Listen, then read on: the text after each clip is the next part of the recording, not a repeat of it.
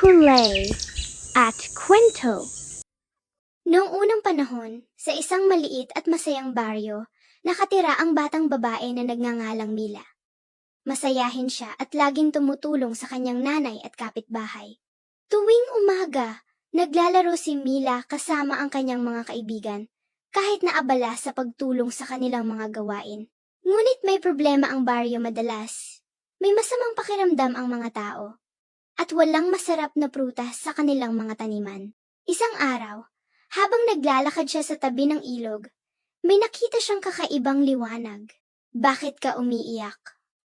tanong ni Mila. "Nawala ang aking mahiwagang prutas," sagot ng diwata. "Kung hindi ito mababalik, ang baryo ay mananatiling malungkot." Agad namang nag-alok si Mila na tulungan ng diwata. Pinunta nila ang gubat at natagpuan ang maliit na binhi ng mahiwagang prutas.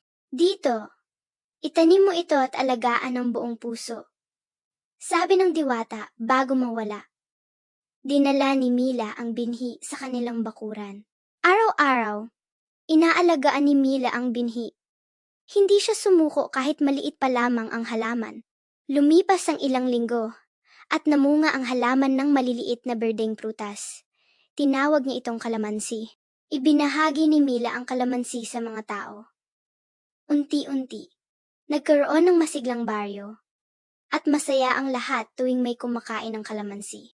Don't forget to like and subscribe. Kita Kits mga bata!